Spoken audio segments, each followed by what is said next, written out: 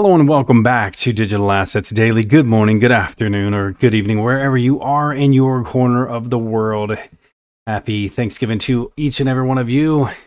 And I want to say, just over this holiday, I will be doing videos, and do not be surprised if you don't hear my kids excited in the background, running around and screaming, and maybe even the dogs barking. But I'm going to keep going. I have a lot of information I want to share. Let's dive right in. The Ripple CEO blasts Dogecoin and questions its benefit to the crypto market. Dogecoin has had an impact that has no doubt been felt around the entirety of the crypto space. However, whether this impact has been good or bad is still a hotly debated topic in the space. The digital asset has paved the way for cryptocurrencies that have no use cases to speak to be at the forefront of the market, and its break into the crypto top 10 is evidence of its growth. And we call those meme coins for all of the new investors. They tend to be really have nothing more than the novelty of itself as an asset than the utility of its.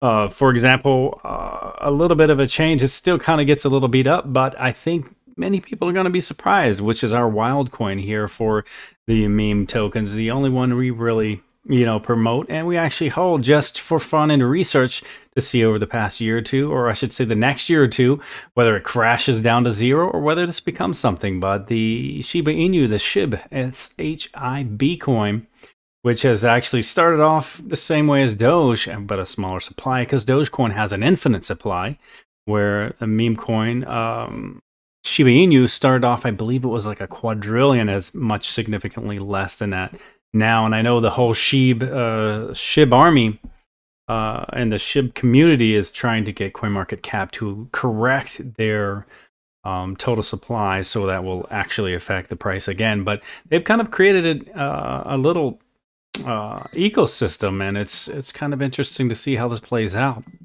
Again, for us, it's our wild card. We're going to write it up or write it down to zero. It's just mostly for research, but so far, I gotta say, for 2021, it has been significantly the highest gainer of all of my assets combined. So we're gonna see, just for fun, how it continues to play out. But nevertheless, having tokens that serve no purpose other than just being has shown just how much power a strong community wields. For most, Dogecoin has been a way to make some money while serving as a gateway into the crypto realm. For others like Brad Garlinghouse, Ripple CEO, Dogecoin's rise to fame has not been done, or I should say has not done the market in favors. And then basically, as Brad Garlinghouse stated on CNBC, talking about the crypto market and how inflation was in fact in it, and the conversation switched to Dogecoin, where Garlinghouse shared his thoughts on the projects. For most of all, he did not believe that the meme coin is good for the crypto market, and especially not if you get into the side of it having no utility and actually created as a joke. I would definitely agree with that. Basically stating here, the CEO took a stance with the lack of utility in Dogecoin project. Even the creators of the project said they had created the altcoin as a joke and did not believe it would go anywhere, stating, "I'm actually not convinced," somewhat controversially, I guess, that Dogecoin is good for the crypto market, said Garlinghouse. It was built as a joke, and then it got some momentum from high-profile people like Elon Musk, he added. And that's something we're going to discuss in another video, but it's pretty interesting. I'm not sure if you've seen Chaoping Zhao or CZ Binance and Elon Musk. We'll get to that one in another video coming up tonight. So Ripple co-founder Jed McCaleb hasn't sold XRP in 3 months, and he still holds 730 million USD in XRP. So regulatory riddle and investigation into the SEC versus Ripple case and its consequences for crypto. The rapidly expanding crypto business is attracting regulatory scrutiny from the SEC. So the then chairman, Jay Clayton, signed off on the case just hours before resigning. If you're new to the whole court case and you're new to XRP and Ripple, and this is what's going on, before resigning from the SEC following the defeat of Donald J. Trump in the 2020 presidential election, that made the timing a bit odd. And since big decisions in government are usually left to the incoming administration to sort out, and that's when Jay Clayton was on his way out, and that's when Gary Gensler was nominated to come in. And I basically said back then, to the unpopular opinion at that time, thinking Gary Gensler was going to be like Superman and help push this forward. I said there was nothing to support that thought or that theory. And I basically said at that time that he would be calling XRP a security and show the video and his history. And it kind of, he is what I expected him to be, 100%. I said at the time, to a lot of disagreement, but now I think it has shown that he is who he said he would be. And, you know, a lot of people say, you know, people say things in their past and they don't mean them, or they change their view. But think about anything that you've ever said in your past to where you are today. Has it been that significant? Highly unlikely. And that was the exact point that I was making. So Ripple CEO Garlinghouse discusses why he is optimistic about the XRP lawsuit outcome, stating we're seeing pretty good progress despite a slow-moving judicial progress, or I should say process. And then again, he tweeted, great to catch up with you at Dan Murphy, at FTAD. Despite regulatory headwinds in the US, at Ripple has had a blockbuster year with ODL expansion and MENA traction. We're gearing up to hire a few hundred people next year to fuel our growth. And again, as I said the other day, in yesterday, I believe, video, even though there's the resistance happening here in the USA with the SEC, you have to think worldwide, even as Brad Garlinghouse has stated many, many times over and again, that 90% of their customers are outside of the US. So they can keep moving forward, but then while they're still working on the regulatory clarity here in the USA. Because don't misunderstand, the SEC still has a global impact, and it is very, very significant as well to have the SEC clarity moving forward. And I do believe it'll probably feel the pressure and the squeeze of that clarity most likely will come from Congress, who in the USA has the power of the purse. And again, XLM consolidates as Stellar waits for breakout to 55 cents. And again, just randomly throwing these things in just to see which way we go. As the, you know, last weekend I was following the TA when a lot of people were, you know, not sure what was happening with XRP. And I had stated the one of the most consistent chart guys, analysts that I follow, had predicted it would stay above $1.01. And, you know, it, you know, kind of lingered around $1.03 and then bouncing back and forth where it is now. But so far, he seems to be very, very accurate. So I'll keep following him and make sure it stays that way. And I'll share everything I find at that rate, as I often and always do. But again, I think he's been very accurate, and I think we'll stay above that $1. And so I think that's a good sign. But who knows? Because now I'm seeing a lot of different TAs saying that Bitcoin is headed down. But here's my thought.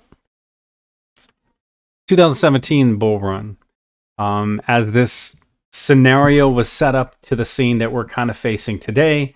It was mid-December, I believe even December 15th, right on my birthday, that it had actually begun the bull run. And that's the 4-year cycle this year on December, mid-December, as I often say, for, you know, past 3 years, that it would be returning to us. And I think it should remain on that cycle. My only frustration is over the past 3 years, a lot of things that were supposed to have gone live 2021 before the end of the year have now been pushed over into 2022. 1 or 2 things into 2023, but that's irrelevant in the long scheme of things, because even in 2015, when I began taking this a little more serious, my exit strategy was 2025, as they had stated then that the full market maturity was 2025. So that's where it aligned even on a different level, as Chris Larson, as we've shown in video, had stated last year that the crypto industry was moving kind of like the internet boom of, at the time of last year, he said 1995 to 1996. So again, if you put even in this year at 1996, it kind of boomed, give or take, to about 2000, little, you know, give or take. So that would put again the perfect alignment to their stated timeline of 2025. And for me, that would be a major 10-year investment.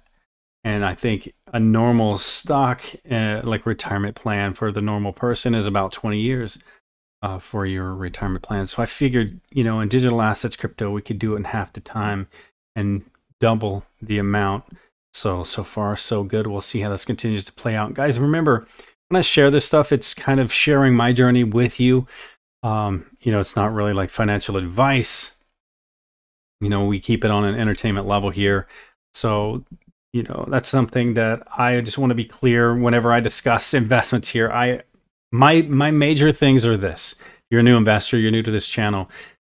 The major things that I think of is never invest more than you can afford to hold, lose, throw away, burn, give to someone.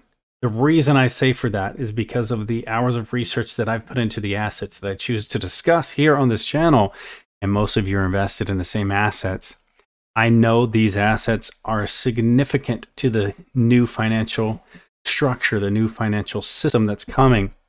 The trick is, with delays that we've seen over the past few years, it's very significant that you not invest more than you can afford to hold. That is the kind of the phrase that I use, the terminology that I use on this channel, because if you hold it, you can afford to see those gains. And the old school gains that we used to say, a few years ago was, you'll never see 1,000% gains if you can't handle 90% dips. And that's very common. It's actually a little bit less common today than it was back then, but that was very, very significant even back then. I mean, even you saw, back in like the 2017 bull run, I mean, we had seen like Bitcoin hit up to 20,000 and drop back again to, what was it, 3,000, maybe just a slight bit under when I had bought back in, and then got to see it rise again. So that was pretty significant. And if you've been around for a while, you've probably, the same way that I did, you probably came in through Bitcoin, and after research or being in the industry long enough, you find better assets, better technology, better pricing, better percentage gains and everything. But again, I'm here with a different perspective. I'm not anti any coin. I'm proponent of all coins, but I'm a proponent to see all coins on a level playing field. You're giving something a free ride, and the other ones are having to work twice as hard. But if you had all of them working at the same rate, you'd probably see the cream of the crop begin to rise, and you would see definitely which assets are meant to be here permanently. Hey guys, I didn't mean to keep going on that. It's just a lot of random thoughts in my head, a lot of excitement. There's so much amazing news. But again, Stellar and MoneyGram announced launch of cash in, cash out pilot. Not sure quite if we discussed this possibly, but I'm going to throw it out again because MoneyGram's partnership with Stellar had already hit its first milestone with the launch of a live cash in, cash out pilot in the US. Participants in the pilot project can deposit funds in their digital wallets at any participating MoneyGram location. But again, the XRP community, they tend to kind of do the little stink eye, so to speak, at Stellar in regards to what's going on with MoneyGram. But again, they're focused on different, a different focus by design.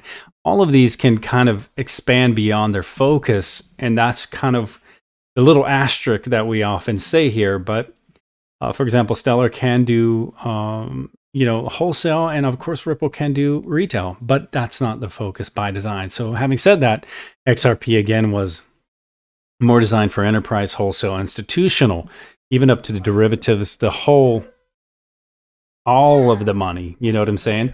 But Stellar was designed by its focus to be like P2P, retail, unbanked, underbanked, and to make a huge impact and significant difference for, on a global scale. So I think it's kind of becoming a little bit more obvious. But again, Stellar was much more connected already to MoneyGram with its connection through Lightnet, which was a MoneyGram partner already, and it was built upon the Stellar network. So again, that's something, for me, it wasn't a surprise to see where this ended up, because I already see like what was happening before it became public knowledge. And again, the great thing with hours and hours and hours of research, I think now I have spent over 18,000 hours of research on these assets. But again, it's something that I'm invested as well, just like you. So I want to make sure nothing changes, and things can change in an instant. So there's a great deal of things I'll discuss,